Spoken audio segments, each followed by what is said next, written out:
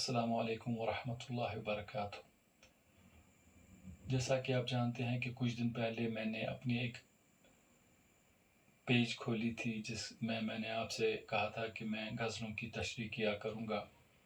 तो इस सिलसिले में मैंने गालिब की एक गज़ल की तशरीह की थी, लेकिन कुछ मेरे शागिर्दों ने, कुछ मेरे अज़ीज़ों ने मुझसे ये कहा कि उस गज़ल में माइक नहीं थी, आवाज़ का मसला था, और उन्होंने मुझसे कहा था कि मैं दोबारा उस गज़ल को पेश करूं, उसकी तशरीह फिर से करूं।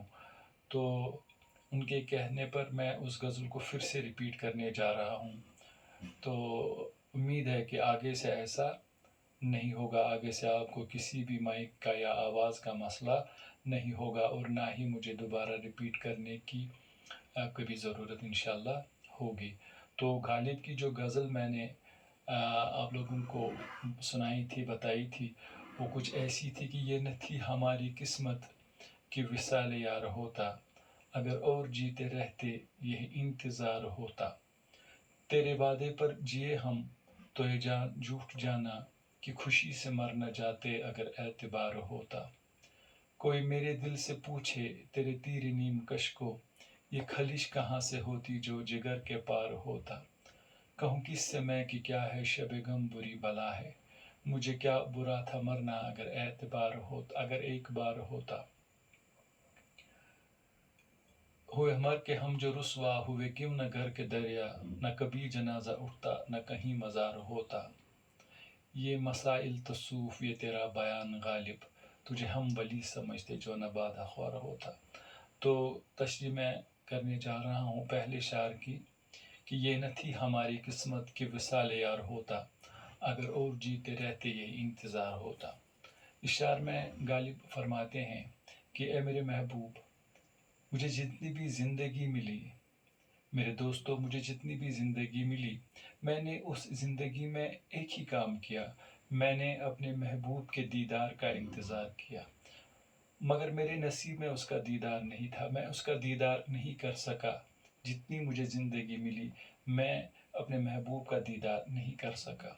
अगर मुझे ज़रा सी ज़िंदगी और भी मिल जाती, तो उस ज़रा सी ज़िंदगी में भी मैं यही काम करता कि मैं अपने महबूब के दीदार का इंतज़ार करता। इस शेर में शायर फरमाते हैं कि मुझे जितनी भी ज़िंदगी मिली, मैंने उस सारी ज़िंदगी में अपने महबूब के दीदार का इंतज़ार किया, लेकिन मेरे नसीब में कभी मेरे महबूब का दीदार नहीं लिखा था। अगर मुझे ज़रा सी ज़िंदगी और भी मिल जाती, तो मैं उस और सी ज़िंदगी में भी महबूब के दीदार का ही इंतज़ार करता।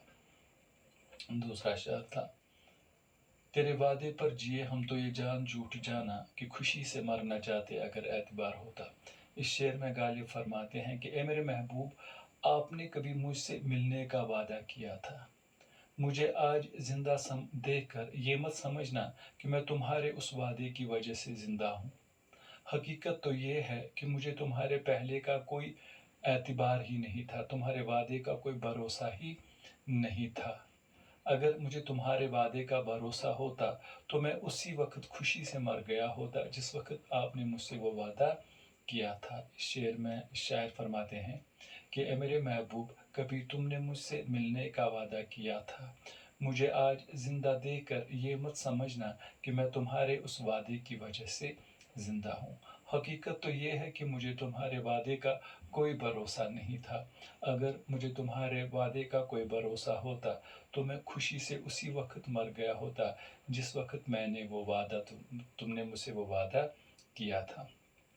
तीसरा शेर, कोई मेरे दिल से पूछे तेरे तीर नीम कश को, ये खलिश कहाँ से होती जो जिगर के पार होता। इस शेर में गालिब फरमाते हैं कि ए मेरे महबूब, तुम जो अपनी अध खुली यानी आधी खुली हुई आंखें, अध खुली आंखों से जो तीर मारते हो, ये मेरे जिगर पर लगते हैं मगर जिगर के पार नहीं होते हैं, जिसकी वजह से तुम्हें मुझे तड़पाने में मज़ा आता है। लेकिन जिस दिन ये तीर मेरे जिगर के पार हो जाएगा, उस दिन मैं फ़ना हो जाऊंगा, ख़त्म हो जाऊंगा, और तुम्हें जो ये मज़ा आता है, ये मज़ा भी हमेशा के लिए ख़त्म ہو جائے گا۔ اس شعر میں غالب فرماتے ہیں کہ اے میرے محبوب، تم جو اپنی کھلی آنکھوں سے مجھ پر تیر مارتے ہو، یہ تیر میرے جگر پر لگتے ہیں مگر جگر کے پار نہیں ہوتے ہیں، اس لیے تمہیں مزہ آتا ہے۔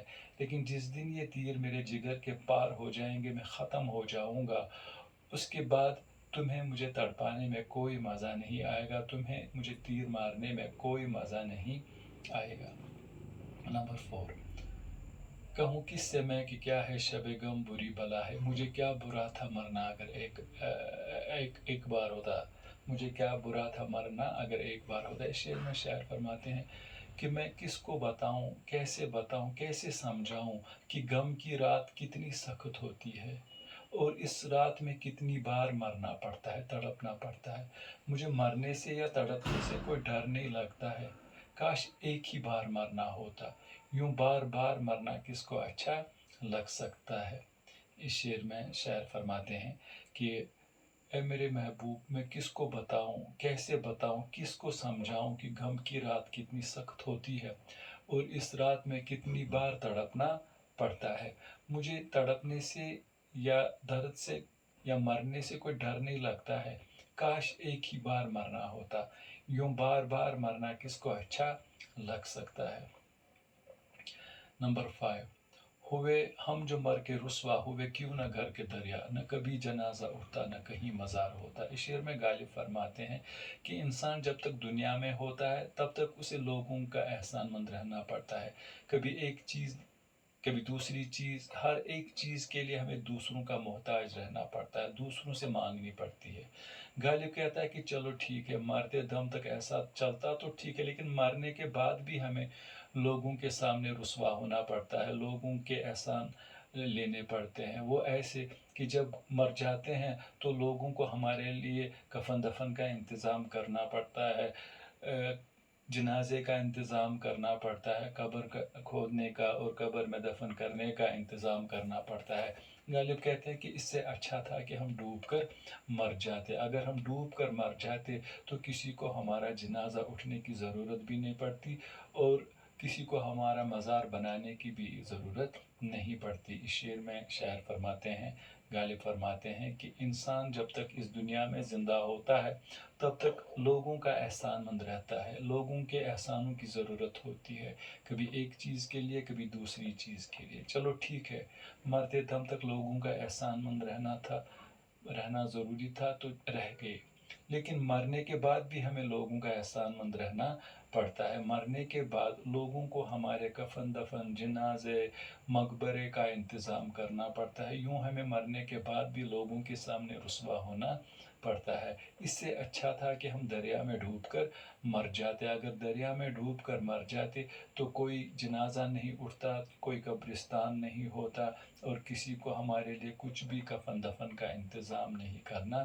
پڑتا۔ لاسٹ اپنے آپ سے مخاطب ہو کر فرماتے ہیں اشعار میں، یہ مسائل تصوف یہ تیرا بیان غالب، تجھے ہم ولی سمجھتے جو نہ وعدہ خوار ہوتا۔ غالب اپنے آپ سے مخاطب ہو کر فرماتے ہیں کہ اے غالب، تمہارا بول چال اچھا تھا، تمہارے بولنے کا انداز اچھا تھا، تمہاری تہذیب اچھی تھی، تمہارا بولنے کا طریقہ اچھا تھا، سب کچھ تمہارا اچھا تھا، لوگ بے شک تمہیں ولی بھی سمجھتے، لیکن تم اگر تم شرابی نہ ہوتے تو لوگ تمہیں شاید ولی سمجھتے۔ اس شعر میں شاعر اپنے آپ سے مخاطب ہو کر فرماتے ہیں کہ اے غالب، تمہارے اوصاف اچھے تھے، تمہاری عادتیں اچھی تھی، تمہارا سب کچھ اچھا تھا، بول چال اچھا تھا، بے شک لوگ تمہیں ولی سمجھتے اگر تم شرابی نہ ہوتے۔